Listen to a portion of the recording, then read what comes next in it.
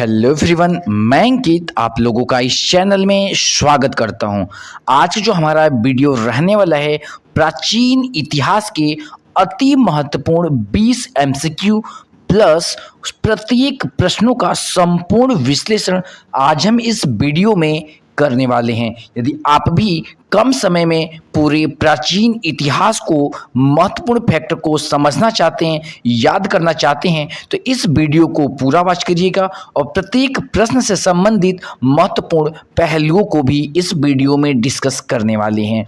पहला हमारा प्रश्न देखिए ये है और इस पहले प्रश्न से संबंधित हम इस पूरे इंफॉर्मेशन को भी समझने वाले हैं। क्लियर है? देखिए जो हमारा पहला प्रश्न क्या है कि सिंधु घाटी सभ्यता का प्रसिद्ध महान स्नानागार किस प्राचीन पुरातात्विक स्थल से प्राप्त हुआ है? पहला हड़प्पा, मोहनजोदाड़ो, लोथल, कालीबंगा। इसमें जो हमारा सही जवाब होगा ऑप्शन बी मोहनजोदाड़ो। अब देखिए हम इस मोहनजोदाड़ो से संबंधित सिंधु घाटी सभ्यता से संबंधित महत्वपूर्ण पहलुओं को भी देखेंगे जो आपके एग्जामों में कई बार प्रश्न पूछे जा चुके हैं।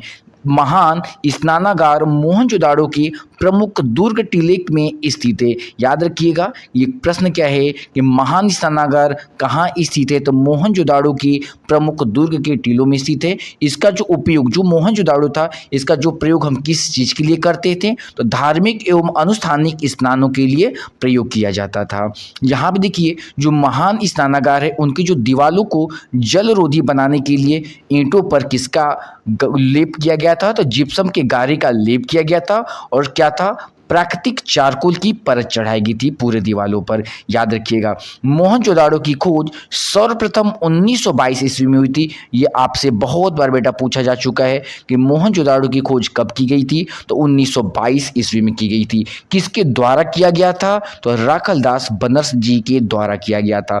ये जो मोहनजोदाड़ो था वह किस नदी के किनारे पर पड़ता है बेटा? तो सिंधु नदी के तट पर पड़ता है। ये बहुत बार पूछा जा चुका है। ये जितने भी स्थल होते हैं इसमें जो किसके किनारे पर, किस नदी के किनारे पर कौन सा शहर है ये पूछ लेता है। वर्तमान में यह स्थान कहाँ पर स्थित है? तो पाकिस्तान के सिंध प्रांत के लरकाना जिले में स्थित है। क्लियर है? अब देखिए जो हमारा सेकंड प्रश्न क्या है कि सनातन धर्म में के सबसे प्राचीन ग्रंथ ऋग्वेद में कुल कितने मंडल तथा सूक्त का संकलन मिलता है? तो देखिए इसमें ऑप्शन क्या दे रखा है? 10 मंडल और 1028 सूक्त, 8 मंडल 1018 सूक्त, 12 मंडल 1050 सूक्त, 9 मंडल 1000 सूक्त। इसमें हमारा सही जो जवाब होगा वह ऑप्शन ए होगा। 10 मंडल 1028 सूक्त इस ऋग्वेद में मिलता है। अब हम इस जो महत्वपूर्ण फैक्ट में ऋग्वेद के एक एक इंपॉर्टेंट चीज़ों को समझने वाले हैं।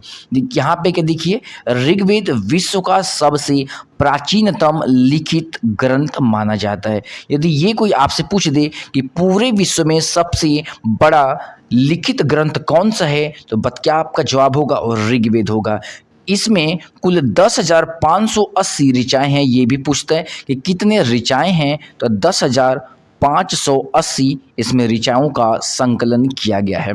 प्रसिद्ध गायत्री मंत्र का उल्लेख ऋग्वेद के 3 मंडल में मिलता है। ये बहुत इंपॉर्टेंट है बेटा कि ये आपसे पूछ लेता है कि जो गायत्री मंत्र है वह ऋग्वेद के किस मंडल से लिया गया है? तो आपका जवाब होगा वह 3 मंडल से लिया गया है। ये ध्यान दीजिएगा जिसकी रचना महर्षि विश्वामित्र ने की थी। क्लियर है? इसके 10वें मंडल के पुरुष सूक्त में पहली बार समाज के 4 वर्ण ब्राह्मण, क्षत्रिय, वैश्य, शूद्र की उत्पत्ति का उल्लेख मिलता है। क्लियर है? ये ध्यान दीजिएगा ये भी आपसे बहुत बार पूछा जा चुका है कि जो समाज के 4 वर्णों की उत्पत्ति कहाँ से मिलती है? तो ऋग्वेद के 10वें मंडल के पुरुष सूक्त में ये चीज़ें आपको देखने को मिल जाती है। ऋग्वेद के मंत्रों को पाठ करने वाले को पुरोहित को प्राचीन काल में होत्री या फिर होता के नाम से भी जाना जाता था। हमारा जो अगला प्रश्न क्या है कि भगवान गौतम बुद्ध को बिहार के बोधगया में किस विशिष्ट वृक्ष के नीचे ज्ञान ब्रैकेट में निर्माण की प्राप्ति हुई थी? ऑप्शन ए वट वृक्ष ब्रैकेट में बरगद, पीपल ब्रैकेट में बोध वृक्ष, साल का वृक्ष, अशोक का वृक्ष। इसमें जो हमारा सही जवाब क्या होगा? ऑप्शन बी पीपल ब्रैकेट में बोध वृक्ष के नीचे महात्मा बुद्ध को ज्ञान की प्राप्ति हुई थी। अब महात्मा बुद्ध से हम सभी इंपॉर्टेंट फैक्ट को देखेंगे। लिखा है सिद्धार्थ, जब ये इनको ज्ञान की प्राप्ति नहीं हुई थी उससे पहले जो इनका नाम क्या था, तो सिद्धार्थ नाम था। ये सिद्धार्थ के बाद में बनते हैं महात्मा बुद्ध बनते हैं। क्या लिखा है कि सिद्धार्थ को 35 वर्ष की आयु में, यहाँ पे देखिए क्या, निरंजना, ये एक नदी का नाम है निरंजना, जिसे हम फाल्गु नदी के नाम से भी जानते हैं। इसके तट पर बैसाख पूर्णिमा के दिन ज्ञान की प्राप्ति हुई थी। यह ध्यान दीजिएगा किस दिन हुई थी, तो बैसाख पूर्णिमा के दिन इनको ज्ञान की प्राप्ति हुई थी। किसको, तो महात्मा बुद्ध को। ज्ञान के प्राप्ति के पश्चात क्या लिखा है कि ज्ञान के प्राप्ति के पश्चात सिद्धार्थ बुद्ध कहलाने लगे। पहले क्या थे, सिद्धार्थ थे। जब इन्हें ज्ञान मिल गया, ज्ञान की प्राप्ति हो गई, इन्हें क्या कहा जाने लगा, बुद्ध कहा जाने लगा।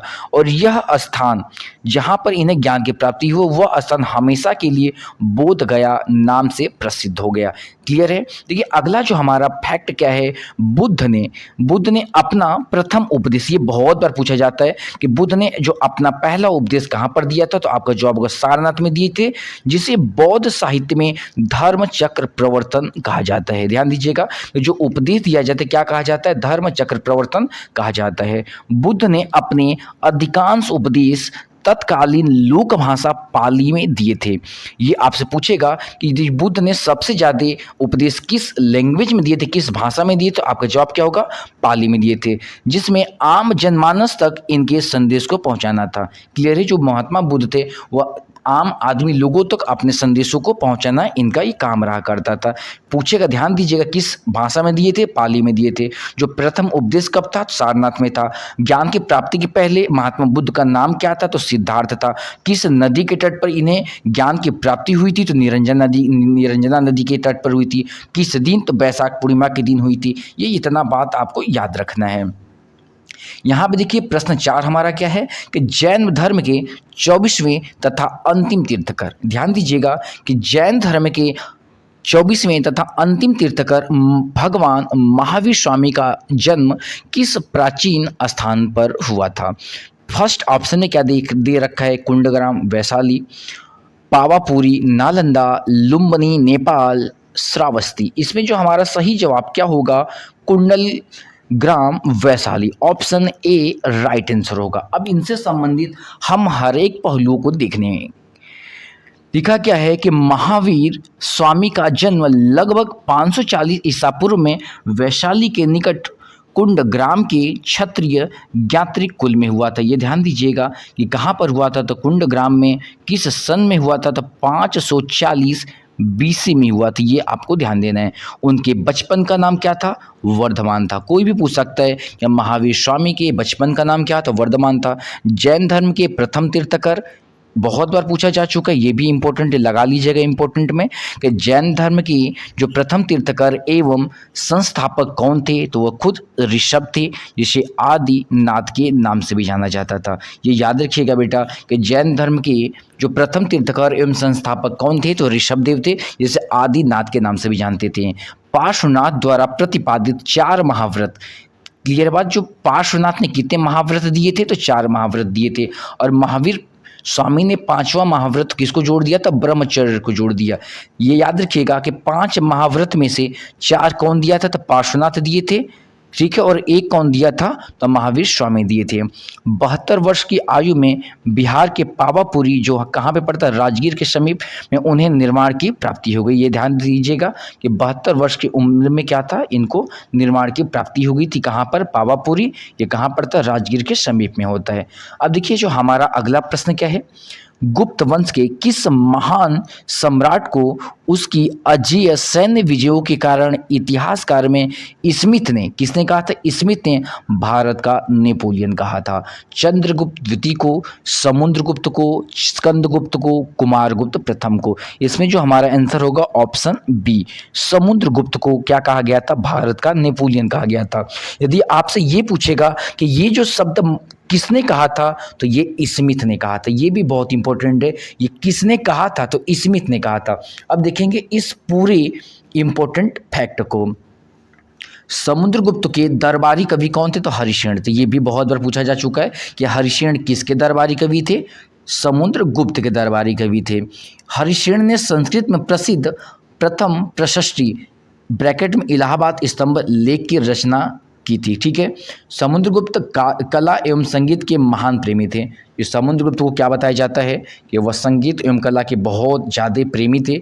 गुप्त सिक्कों पर उन्हें बीड़ा बजाते हुए अंकित किया गया है। मतलब जो गुप्त काल में जो सिक्के चलते थे वहाँ पे क्या था, इनकी जो फिगर बनी थी और वो फिगर में वह बीड़ा बजाते हुए दिखाए गए थे। उन्होंने अश्वमेध यज्ञ का संपादन किया। अगर कोई पूछेगा कि अश्वमेध यज्ञ का संपादन किसने किया था, तो हमारा जवाब होगा समुद्रगुप्त ने किया था। ठीक है। और इतिहास में कविराज और अश्वमेधकर्ता की उपाधि भी मिली। ध्यान दीजिए, कविराज और अश्वमेधकर्ता की उपाधि किसे दी गई थी?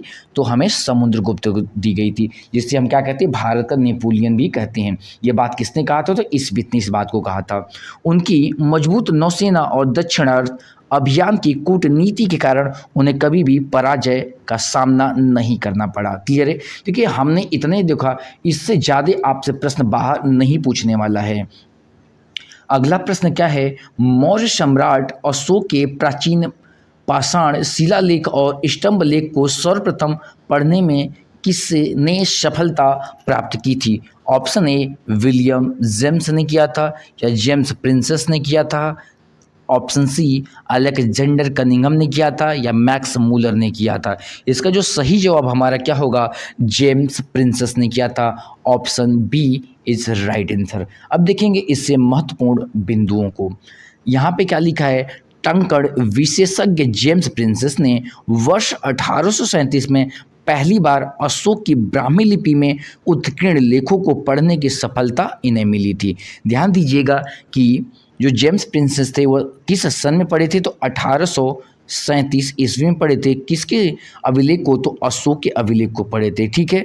अशोक के अभिलेखों में मुख्य रूप से 4 लिपियाँ थी। ये बहुत इंपॉर्टेंट है कि अशोक किस किस लिपि में अपने लेख को लिखे थे। तो फर्स्ट ब्राह्मी, खरोष्टी, ग्रीक और अरामी का प्रयोग हुआ था। ये ध्यान दीजिएगा किस किस लिपि का प्रयोग किया गया था। यहाँ पे 4 लिपि का यूज किए थे। पहला ब्राह्मी, खरोष्टी, ग्रीक और अरामी लिपि का प्रयोग किया गया था। शिलालेख में सम्राट अशोक का नाम देवना प्रियदर्शी के नाम से भी मिलता है, जिसे देवताओं के प्रिय और प्रियदर्शी भी कह सकते हैं। ठीक है। इसका जो अर्थ होता है देवताओं के प्रिय।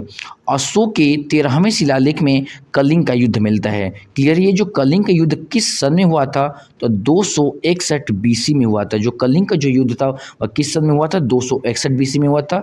कि भयानक नरसंहार और उनके हृदय परिवर्तन का भी परिणाम यहीं से मिलता है, जो यहाँ पे देखने को मिलता है कि इस युद्ध के बाद क्या थे, वो अशोक पूरी तरीके से उनका हृदय परिवर्तन हो गया था। किस युद्ध के बाद? तो इस कलिंग युद्ध के बाद। ये कब हुआ था? तो 261 बीसी में हुआ था। अगला प्रश्न हमारा क्या है कि चीनी बौद्ध भिक्षु और महान यात्री हेनसांग किस उत्तरी भारतीय राजा के शासनकाल में भारत आया था? ऑप्शन ए चंद्रगुप्त, हर्षवर्धन, समुद्रगुप्त और कनिष्क प्रथम में। इसका जो हमारा सही जवाब क्या होगा? Harshavardhana. Option B is right answer. अब देखेंगे इससे महत्वपूर्ण बिंदुओं को। हेनसांग ने भारत में लगभग 15 वर्ष बिताए। बहुत एक लंबा समय हेनसांग ने कहाँ पे? भारत में बिताया था। कितने साल? तो 15 साल। और बिहार के प्रसिद्ध नालंदा और बौद्ध विश्वविद्यालयों में वर्षों तक अध्ययन एवं अध्यापन को कार्य को ये किए थे हेनसांग। ये पढ़े और पढ़ाने का भी काम किए थे। हेनसांग के प्रथम यात्रा वृत्तांत के संकलन में प्रसिद्ध ऐतिहासिक पुस्तक सियुकी, ये जो पुस्तक किसने लिखा था? तो हेनसांग ने लिखा था, के नाम से जाना जाता है। हर्षवर्धन के प्रत्येक 5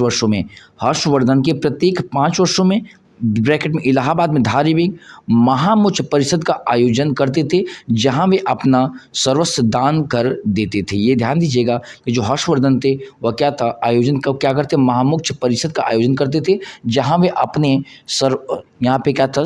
सर्वस्व दान करते थे। जो भी उनका पैसा अमाउंट जो भी क्या रहता था वहाँ पे दान करते थे। हर्षवर्धन के दरबार कवि वाणभट्ट थे। ये याद रखिएगा, कई बार पूछा जा चुका है कि हर्षवर्धन के दरबारी कवि कौन थे? तो वाणभट्ट थे, जिन्होंने अपने प्रसिद्ध जीवन चरित्र में हर्षचरित्र और कादम्बरी ग्रंथ की रचनाएं की थी। अगला प्रश्न हमारा क्या है कि सिंधु घाटी सभ्यता का एकमात्र सबसे बड़ा प्रसिद्ध गोदीवाड़ा किस पुरातात्विक स्थल पर स्थित था? ऑप्शन ए रोपण, option B Kalibangan, option C Lothal और ऑप्शन डी धौलावीरा। तो देखिए जो सबसे बड़ा जो बंदरगाह यहाँ पे जो हमें मिलता है, जो एकमात्र जो इसका साक्ष्य मिलता है वह लोथल में मिलता है, जो ऑप्शन सी सही हो जाएगा। इससे महत्वपूर्ण बिंदु हम देखते हैं, लोथल वर्तमान भारतीय राज्य गुजरात के अहमदाबाद जिले में भोगवा नदी के तट पर स्थित है। एक प्रमुख बंदरगाह था। बंदरगाह मतलब होता है कि समुद्र के किनारे बंदरगाहें बनती थी और यहाँ पर जितने भी जो शिपें थी यहाँ पे आकर के जो सामानों का एक्सपोर्ट और इंपोर्ट हुआ करता था। क्लियर है? ये जो लोथल कहाँ पर स्थित है? तो ये गुजरात के राज्य है, गुजरात राज्य के अहमदाबाद जिले में ये भोगवा नदी के किनारे पर ये स्थित है। इसकी खोज सर्वप्रथम 1954, ये ध्यान दीजिएगा कि जो इसकी जो खोज की गई थी वो 1954 ईस्वी में की गई थी, जो पूरा तत्वविद एस.आर. राव ने नेतृत्व में की गई थी। जो ये जो खोज हुई थी वो किसके नेतृत्व में हुआ था? एस.आर. राव के नेतृत्व में किया गया था। लोथल से समुद्री व्यापार पश्चिमी एशिया के देश जैसे मेसोपोटामिया और फारस के साथ आसानी से क्या था होता रहा। यहाँ से पुरातात्विक खुदाई में युगल समाधान, शतरंज के खेल के प्रमाण भी यहाँ से मिलते हैं। क्लियर है? हमारा अगला प्रश्न क्या है कि मौर्य सम्राट चंद्रगुप्त के दरबार में आए यूनानी राजदूत मेगास्थनीज द्वारा लिखित प्रसिद्ध पुस्तक ऐतिहासिक का नाम पूछ रहा है यहाँ पे। अर्थशास्त्र, इंडिका था, मुद्रा, राजष्ठा, राजतरंगिणी था। जो इसका जो सही जवाब हमारा क्या हो जाएगा? ऑप्शन बी इंडिका था। जो मेगास्थनीज ने क्या किया था? इसको लिखा था। मेगास्थनीज किसका राजदूत था? और चंद्रगुप्त मौर्य का ये राजदूत था। क्लियर है? अब इससे हम महत्वपूर्ण प्रश्न को देखते हैं। मेगास्थनीज और इंडिया के मुख्य परीक्षा उपयोगी बिंदु को देखते हैं। मेगास्थनीज यूनानी शासक सेल्यूकस निकेटर का राजदूत था। ये याद रखिएगा कि जो मेगास्थनीज था और यूनानी शासक सेल्यूकस निकेटर का क्या था? वो राजदूत था, जिसकी चंद्रगुप्त मौर्य के दरबार में रहकर ग्रंथ को लिखा। राजदूत किसका था? तो सेल्यूकस निकेटर का था। और किसके दरबार में रहता था? वह चंद्रगुप्त मौर्य के दरबार में रहता था। इंडिका में पाटलिपुत्र के शानदार नगर प्रशासन और सैन्य व्यवस्था का विस्तरण मिलता है। मेगास्थनीज ने तत्कालीन भारतीय समाज को कर्म और व्यवसाय के आधार पर कुल 7 जातियों में विभाजित किया। अगला पॉइंट हमारा क्या है? उसके अनुसार मौर्य काल में राजधानी पाटलिपुत्र का प्रशासन 30 सदस्यों के विशाल समूह 6 समितियों द्वारा संभाला जाता था। क्लियर है? अब देखिए जो हमारा अगला प्रश्न क्या है? प्रश्न 10 हमारा है, 6वीं शताब्दी में ईसा पूर्व के 16 महाजनपदों में सबसे शक्तिशाली, समृद्ध और महत्वपूर्ण महाजनपद कौन सा बनकर के उभरा था? मगध, कौशल, गांधार और अवंती। इसका जो सही आंसर क्या हो जाएगा? ऑप्शन ए मगध, जो सबसे पावरफुल जनपद के रूप में ये उभरा था। मगध के उत्कृष्ट से जुड़े महत्वपूर्ण बिंदु। मगध गंगा और सोन नदियों के उपजाऊ दोआब क्षेत्रों में स्थित है। ये ध्यान दीजिएगा कि जो मगध है वह गंगा और सोन नदियों के उपजाऊ दोआब में स्थित है, जिससे यहाँ प्रचुर कृषि और प्रचुर आर्थिक समृद्धि भी थी। इसकी प्रथम अश्वमेध राजधानी, यहाँ आप देखिए जो राजधानी राजगृह, जिसे गिरब्रिज ब्रैकेट में भी कहते थे, जो 5 विशाल प्राकृतिक पहाड़ियों से सुरक्षित रूपों से घिरी थी। ये ध्यान दीजिएगा कि जो हमारी जो राजगृह थी वह कितने पहाड़ियों से घिरी थी? तो वह 5 विशाल प्राकृतिक पहाड़ियों से क्या थी? घिरी थी और सेफ सुरक्षित था। यहाँ पे देखिए हर्यक वंश की पराक्रमी शासक बिंबिसार को मगध साम्राज्यवादी नीति का वास्तविक जनक का प्रणोत माना जाता है। मगध के जंगलों में युद्ध के लिए अत्यधिक संख्या में हाथियों और लोहा निर्माण हेतु समृद्ध लोह की खदानें भी सुलभ मिलती हैं। हमारा जो अगला प्रश्न क्या है? हड़प्पा कालीन किस स्थल में विश्व के सबसे प्राचीन जुते हुए खेत के पुरातात्विक साक्ष्य प्राप्त होते हैं? बनवाली, लोथल, रोपण, कालीबंगा। जो इसमें हमारा जो सही जवाब क्या होगा? कालीबंगा। कालीबंगा से क्या मिलता है? जुते हुए खेत का साक्ष्य मिलता है। सीधा याद रखिएगा कि जुते हुए खेत की जो साक्ष्य में कहाँ से मिलता है? तो कालीबंगा से मिलता है। कालीबंगा और पूरा स्थल से जुड़े महत्वपूर्ण बिंदु। कालीबंगा वर्तमान में भारतीय राजस्थान के हनुमानगढ़ जिले में सूखी हुई प्राचीन घग्गर नदी के तट पर स्थित है, जो वर्तमान में सरस्वती नदी के नाम से जाना जाता है। स्थान राजधानी भाषा में कालीबंगा शब्द का शाब्दिक अर्थ काले रंग की चूड़िया से है। याद रखिएगा कि राजधानी भाषा में कालीबंगा शब्द का यूज काले रंग की चूड़िया से भी किया जाता है। यहाँ से पुरातात्विक उत्खनन में ईंटों के चबूतरे बनी हुई 7 अग्निकुंड की वेदियां भी मिलती हैं। यहाँ के भवनों के निर्माण मुख्यतः कच्चे ईंटों का बहुयातों में प्रयोग किया गया था। क्लियर है। हमारा देखिए अगला जो प्रश्न है, भारत के राज्य चिन्ह पर अंकित प्रसिद्ध राष्ट्रीय आदर्श वाक्य सत्यमेव जयते किस उपनिषद से लिया गया है? ऑप्शन ए कठोपनिषद से, मुंडकोपनिषद से, छांदोग्य उपनिषद से और श्वेताश्वरी उपनिषद से। इसका जो सही आंसर क्या हो जाएगा? ऑप्शन बी मुंडकोपनिषद से। Option B is right answer. Clear. उपनिषद और दार्शनिक साहित्य के मुख्य बिंदु। सत्यमेव जयते का अर्थ सत्य ही सदा विजयी होता है, जो देवनागरी लिपि में अंकित है। उपनिषदों की कुल संख्या कितनी है? तो 108। याद रखिएगा उपनिषद की संख्या 108। इन्हें मुख्य रूप से वैदिक साहित्य का अंतिम भाग होने के कारण वेदांत भी कहा जाता है। याद रखिएगा कि जो हमारा उपनिषदों की संख्या 108 और इसी को क्या कहते हैं? वेदांत के नाम से भी जानते हैं। प्रसिद्ध यम और नचिकेता के मध्य हुए आध्यात्मिक संवाद कठोपनिषद में संकलित किया गया है। ये किसकी जो यहाँ पे आध्यात्मिक संवाद थी, तो नचिकेता और यम की यहाँ पे संवाद को दर्शाया गया है। उपनिषद का मुख्य प्रतिघात विषय विशुद्ध ज्ञान, आत्म, परमात्मा, दार्शनिक चिंतन का निरूपण करना है। अगला प्रश्न हमारा क्या है? सिकंदर महान और पंजाब के राजा पोरस के मध्य 326 ईसा पूर्व में ऐतिहासिक हाइडेस्पीस का, यहाँ पे देखिए हाइडेस्पीच का युद्ध किस नदी के किनारे पर हुआ था? सिंधु नदी, व्यास नदी, रावी नदी, झेलम नदी। इसका जो सही आंसर हमारा क्या हो जाएगा? झेलम नदी। Option C is right answer. इसी नदी के किनारे पर हाइडेस्पीच का युद्ध को लड़ा गया था। सिकंदर आक्रमण और झेलम युद्ध के मुख्य बिंदु।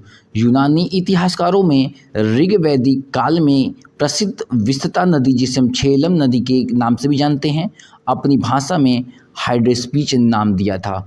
पोरस की अभूतपूर्व वीरता और पराक्रम से अत्यधिक प्रभावित होकर के सिकंदर ने उसका राज्य सम्मानपूर्वक उसे वापस सौंप दिया था। झेलम नदी के किनारे ही सिकंदर ने अपने सबसे प्रिय घोड़े का नाम बुकेल फला नामक नगर की स्थापना की। सिकंदर यूनानी सेना के आगे बढ़कर व्यास नदी को पार करके पूरी तरह से मना कर दिया, जिसके बाद सिकंदर वापस लौट गया। ये याद रखिएगा, ये वेरी इंपॉर्टेंट पॉइंटों में से एक है। यहाँ पे आचार्य चाणक्य, जिसे हम कौटिल्य भी कहते थे, की सहायता से नंद वंश को क्रूर शासक घनानंद को पराजित कर मौर्य साम्राज्य की स्थापना की थी।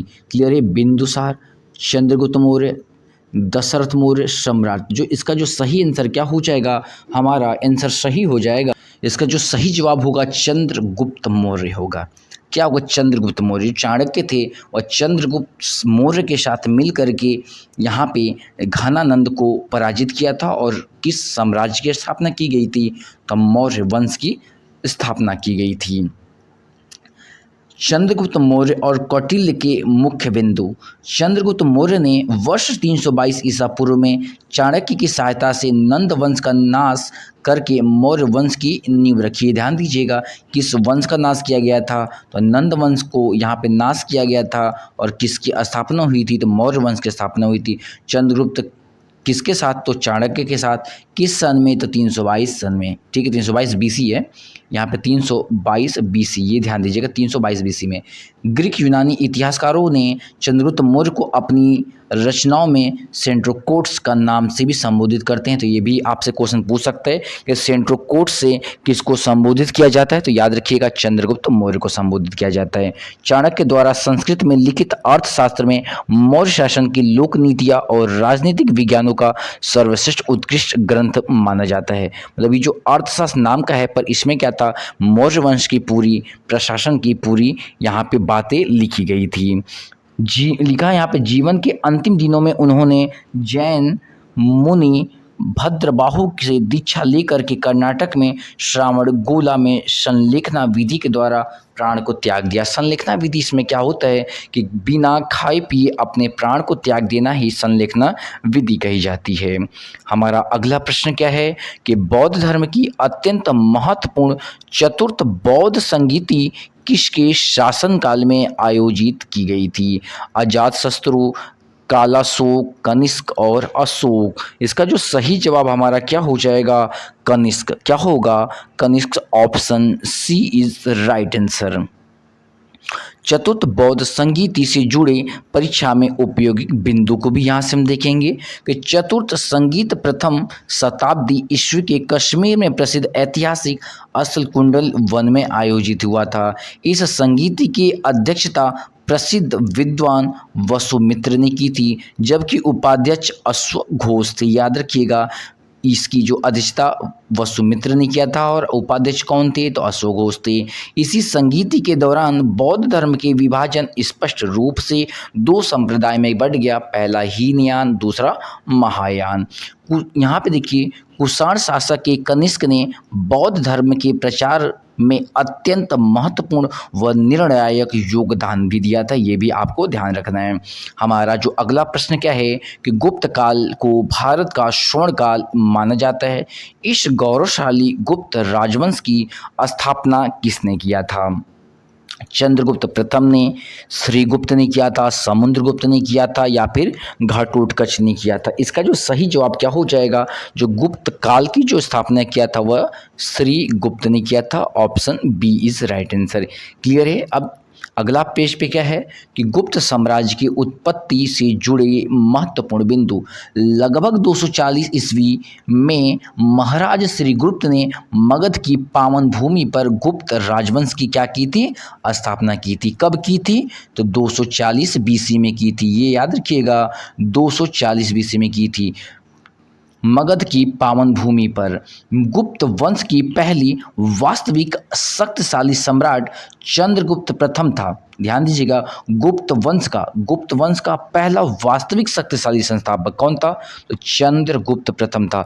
चंद्रगुप्त मौर्य नहीं, ये अलग है, चंद्रगुप्त प्रथम था, जिसने 319 ईस्वी में गुप्त संवत की भी शुरुआत किया था। चंद्रगुप्त प्रथम ने किसकी शुरुआत किया था? 319 में गुप्त संवत की भी शुरुआत की गई थी। चंद्रगुप्त प्रथम ने सर्वप्रथम महाराजाधिराज की उपाधि धारण की थी। अगर आपसे कोई भी पूछता है कि महाराजाधिराज की उपाधि को कौन धारण किया था, तो आपका जवाब क्या होगा? चंद्रगुप्त प्रथम ने धारण की थी।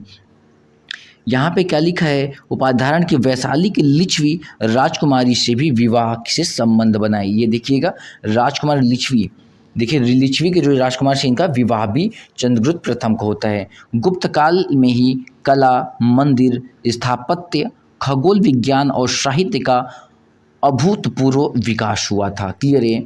हमारा जो अगला प्रश्न क्या है, संस्कृत साहित्य के ऐतिहासिक जीवन में चरित्र ग्रंथ हर्षचरित और प्रसिद्ध उपन्यास कादम्बरी की रचना किसने किया था? कालिदास ने, वाणभट्ट ने, विल्हण ने, या विशाखा दत्त ने किया था? इसका जो सही जवाब हमारा क्या हो जाएगा? ऑप्शन बी, वाणभट्ट ने किया था। क्या हो जाएगा? वाणभट्ट हो जाएगा। हमारा जो इम्पोर्टेंट फैक्ट क्या बनता है कि वाणभट्ट वर्धन वंश के महान शासक सम्राट हर्षवर्धन के प्रमुख दरबारी कवि राजपुरोहित भी थे। ये ध्यान रखिएगा कि जो वाणभट्ट वर्धन वंश के महान शासक सम्राट हर्षवर्धन के प्रमुख दरबारी कवि थे। कादम्बरी को संस्कृत साहित्य में का ही नहीं बल्कि पूरे विश्व में प्रथम उपन्यास के नाम से भी माना जाता है। ध्यान दीजिएगा, जो कादम्बरी है वह केवल संस्कृत साहित्य में नहीं, ये पूरे विश्व का प्रथम उपन्यास भी माना जाता है। हर्षवर्धन स्वयं में साहित्यकार थे, स्वयं भी साहित्यकार थे। उन्होंने संस्कृत में प्रियदर्शिका, रत्नावली तथा नागनंद नाटकों की रचना की थी। वाणभट्ट की उत्कृष्ट गद्य शैली को पंचाल रीति के नाम से प्राचीन आचार्य द्वारा वर्गीकृत किया गया था। हमारा जो अगला प्रश्न क्या होगा, प्राचीन दक्षिण भारत के गौरवशाली संगम काल के दौरान निर्मित संगम साहित्य की रचना किस भाषा में की गई थी? संस्कृत में, तेलुगु में, कन्नड़ में, तमिलनाडु में, ये किस की गई थी? तो ऑप्शन सी तमिल में किया गया था। ये ध्यान रखिएगा किस भाषा में किया गया था, तो तमिल भाषा में किया गया था। संगम का अर्थ होता है कवियों, दार्शनिकों और विद्वानों की राजकीय गोष्ठी का सभा। इन संगम सभाओं में सुदूर दक्षिण भारत के पांड्य राजाओं द्वारा अमूल्य राजकीय संरक्षण प्रदान किया गया था। तमिल भाषा में सबसे प्रसिद्ध प्राचीन व्याकरण ग्रंथ का नाम तोल कपिम्पन है। यहाँ पे देखिए ओम प्रथम, द्वितीय और तृतीय संगम गोष्ठियों का प्रमुख केंद्र प्रसिद्ध ऐतिहासिक नगर मुद्दे रहे हैं। क्लियर है। हमारा जो अगला प्रश्न क्या है, एलोरा के पहाड़ों को काटकर विश्व प्रसिद्ध एकल चट्टान वास्तुकला अद्भुत उदाहरण कैलाशनाथ मंदिर का निर्माण किस राष्ट्रकूट राजा ने कराया था? यहाँ पे दंती दुर्ग ने कराया था, कृष्ण प्रथम ने कराया था, अघोष वर्ध प्रथम ने कराया था, ध्रुव धारावर्धन ने कराया था। इसका जो जवाब हो जाएगा कृष्ण प्रथम ने कराया था। Option B is right answer हो जाएगा हमारा। इसके महत्वपूर्ण फैक्ट देखिए, यह मंदिर उत्कृष्ट एकास्पीय स्थापत्य शैली का सर्वोच्च उदाहरण है जिसे ऊपर नीचे की ओर तराशा गया है। यह मंदिर वर्तमान में महाराष्ट्र के छत्रपति संभाजी नगर के निकट एलोरा की गुफा संख्या 16 में स्थित है। एलोरा में कुल 34 गुफाएं हैं। याद रखिएगा कि एलोरा में कुल कितनी गुफाएं हैं, तो 34 गुफाएं हैं जो बौद्ध, हिंदू और जैन तीनों प्रमुख धर्मों का प्रतिनिधित्व करता है। राष्ट्रकूट राजवंश की स्थापना दंती दुर्ग ने 8वीं शताब्दी के मध्य में किया था। इस वीडियो का आखिरी प्रश्न हमारा क्या रहने वाला है कि बौद्ध वृक्षा के अत्यधिक सुप्रसिद्ध केंद्र विक्रमशिला विश्वविद्यालय की स्थापना किस पाल शासक ने की थी? Option A Gopala, Dharmapala, Mahipala, Devapala. इसका जो सही आंसर क्या हो जाएगा? ऑप्शन बी धर्मपाल ने किया था। क्लियर है। अब देखेंगे इससे महत्वपूर्ण फैक्ट को। विक्रमशिला की स्थापना 8वीं शताब्दी के उत्तरार्ध में पाल वंश के प्रतीक राजा धर्मपाल द्वारा की गई थी। यह एक प्राचीन विश्वविद्यालय वर्तमान बिहार के भागलपुर जिले में अतिचिक गांव के समीप स्थित है। यह प्रमुख बौद्ध धर्म में बद्रयान संप्रदाय के दर्शन और तंत्र शास्त्र के शिक्षा का अंतर्राष्ट्रीय केंद्र था। अगला पॉइंट हमारा क्या है, 12वीं शताब्दी के अंत में मुस्लिम आक्रांत वख्यात खिलजी ने इसे पूर्णतः नष्ट कर दहन कर दिया था। ये प्रश्न टोटल हमने 20 लिया और इस 20 प्रश्न के साथ साथ हमने महत्वपूर्ण फैक्टों के भी इस वीडियो में देखा। ये वीडियो आपको कैसा लगा? अच्छा लगा हो तो प्लीज़ आपसे रिक्वेस्ट है आप हमारे इस वीडियो को लाइक और इस चैनल को सब्सक्राइब जरूर करें। Thank you for watching.